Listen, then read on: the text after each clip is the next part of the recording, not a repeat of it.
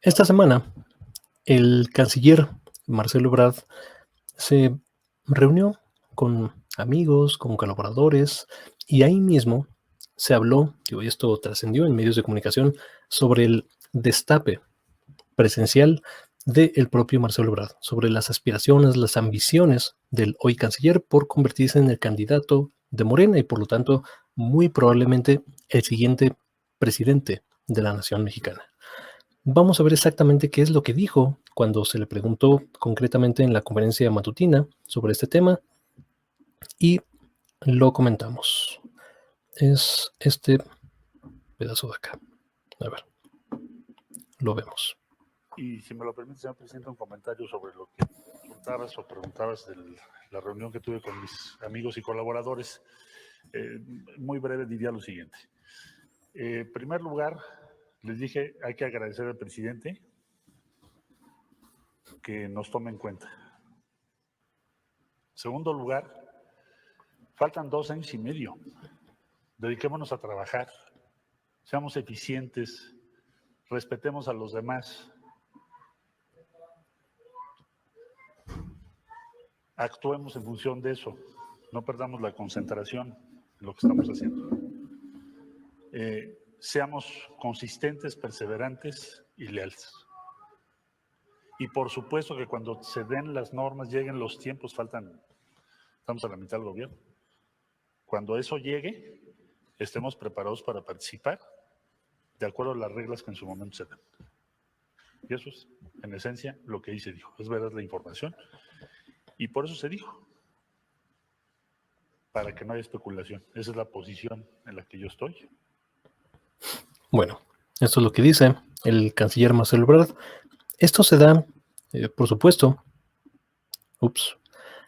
en el contexto donde hace solamente un par de semanas también se destapó, o destaparon, mejor dicho, a la jefa de gobierno de la Ciudad de México, a Claudia Sheinbaum. Esto, caray, una disculpa. Aquí está, es esto de acá. Morenistas destapan a Sheinbaum al grito de presidenta y al mismo tiempo abuchearon a Mario Delgado. En el abucheo estoy completamente de acuerdo. En el presidenta, un poco menos. Bueno, antes de hablar en cada caso particular, vamos a ponerle contexto histórico a este fenómeno de los destapes, que en realidad estaba ya bastante en desuso.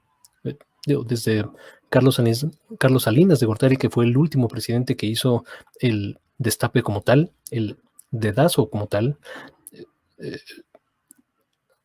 elevando la figura de Luis Donaldo Colosio como su sucesor, y recordemos que en ese tiempo lo que decía el presidente era ley, o sea, no había otra voz más potente que la del presidente de la República para nombrar a su sucesor. Todos sabemos lo que pasó con Luis Donaldo Colosio, un asesinato que levanta bastantes suspicacias, ¿no? Por decirlo menos. Después, pues, tuvo que conformarse con Ponce de León, con Ernesto Zedillo, que traiciona o se le da la vuelta al propio Carlos Salinas de Gortari al perseguir a su hermano, al señor de los moches, al señor del 10%. Y bueno, desde ahí el propio Zedillo pues se entrega tal cual a la oposición.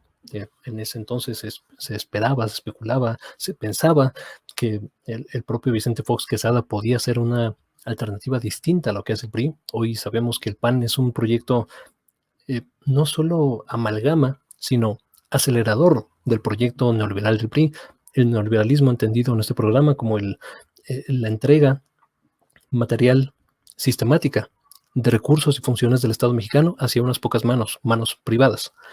Este proyecto acelerador continuó con Felipe Calderón, que no era en ningún sentido la primera opción de Vicente Fox.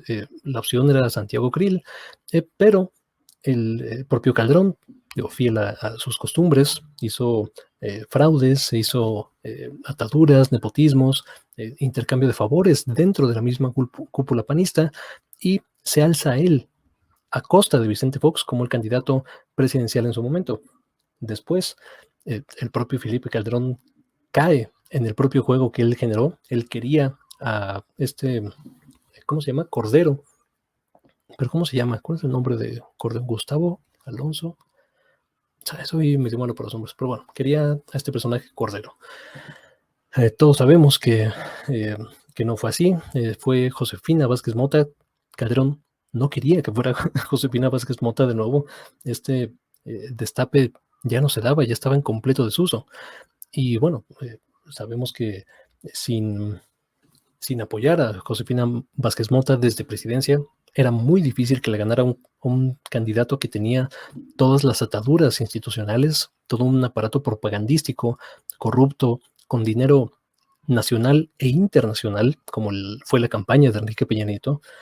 Y bueno, al final del sexenio de Calderón, tanto así que compra un avión multimillonario, se lo amarra con un moñito, se lo entrega, ¿no? Le da un besito ahí, lo recibe con todos los blasones, ¿no? Para presidencia, y ahí queda, ¿no? Y bueno, la más reciente sucesión presidencial, todos sabemos que pues Enrique Peña Nieto, ¿no? El peñismo está, por lo menos en términos amigables. No sabemos si hay un contubernio como tal, se especula mucho sobre esto, pero sí, ciertamente podemos decir que hay un cese al fuego, una tregua política, si tú quieres, entre el gobierno de Andrés Manuel López Obrador y el que fuera de Enrique Peña Nieto.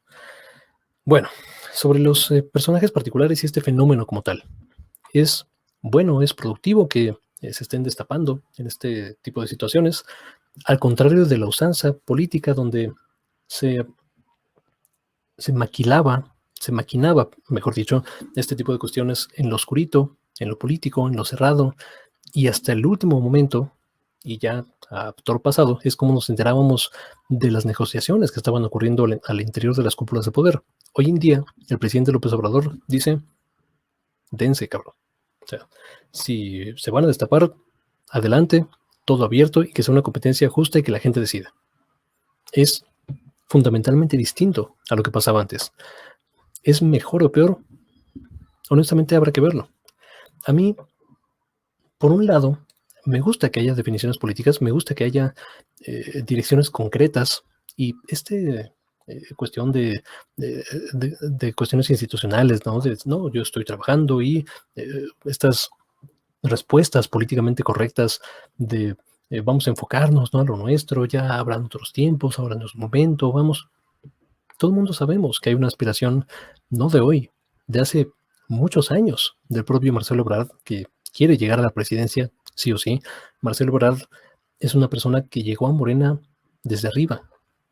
No es un luchador social, él viene de una familia bastante acomodada y viene de la escuela priista, de Camacho Solís, del salinismo como tal, y que bueno, en la Ciudad de México, ciertamente con su gestión se avanzó mucho más que con López Obrador en términos de derechos civiles, de acceso a servicios y muchas otras cuestiones, pero al mismo tiempo está la enorme mancha que todavía no se resuelve. Evidentemente estamos hablando de la línea 12 del metro. Mientras eso no esté resoluto, no podemos hablar todavía o cantar victoria entre Marcelo Ebrard o Claudio Sheinbaum o cualquiera que haya rozado, que haya pasado de cerca en esa gestión de la línea 12 del metro. Esto, digo, por otro lado, me gustan las definiciones, pero no me gustan los incentivos que esto crea, porque esto evidentemente va a generar en el corto, en el mediano o en el largo plazo, pero inminente conflicto entre los diferentes actores. Otro de ellos es Ricardo Monreal, que él tiene aspiraciones de grandeza, tiene un espíritu de querer llegar a ser presidente. De nuevo, otro personaje con ataduras políticas desde el prismo duro en el norte del país. Y digo, la otra persona que podría aspirar a este tipo de cuestiones, digo, y dejemos de lado a los que han dicho del presidente, de Rocío Nale, ¿no? El ex rector de la UNAM, no son personas que tengan ni la fuerza, ni la potencia, ni el liderazgo, ni el perfil, y a veces yo creo que ni la aspiración de llegar a una silla como la presidencial en México. Quien sí quiere, y esto habrá que ver cómo se desempeña y cómo transcurren distintas cosas, es Fernández Noroña. Gerardo Fernández Noroña ha dicho una y otra vez que sí quiere ser el presidente de México y que sí quiere suceder al hoy presidente López Obrador. El tema con Fernández Noroña es que, para empezar, no está en Morena, está en el PT, y ni siquiera es militante activo del PT. Está en el PT porque tuvo que estar en el PT, porque para llegar a ser diputado en cualquier situación es mucho más fácil a través de una plataforma de un partido político que como independiente. Eso es una falla estructural, pero más que falla, es así diseñado el sistema político para que no haya candidatos independientes de favores políticos, independientes de las mismas agarraderas del poder económico que todo mundo conocemos. Bueno, va a haber conflicto en esta situación. Y sobre todo, aunque digan que no, por supuesto que interfiere en el día a día. Es decir, imagínate que estás gobernando cualquier situación o tomando cualquier tipo de decisión. No es difícil imaginar alguna situación en la que haya que tomar una decisión difícil que pueda ser incluso vista como antipopular, y lo que vas a ponderar entonces es el deber como funcionario público versus la popularidad o impopularidad que genera esa acción. Eso ya es un cálculo más que no tendría por qué estar en la cabeza de ninguno de ellos a mitad del gobierno. Y lo van a tener, ya lo tienen desde hace tiempo, y más acentuadamente después de la elección intermedia del pasado junio. En este espacio vamos a estar muy, muy atentos a esta situación que hoy por hoy me parece completamente improductiva, porque muchas cosas pueden pasar, y si la historia nos ha enseñado algo es que la vida, y sobre todo la vida política, cambia. A veces de la noche a la mañana. Lo de la línea 12 puede derrumbar candidaturas.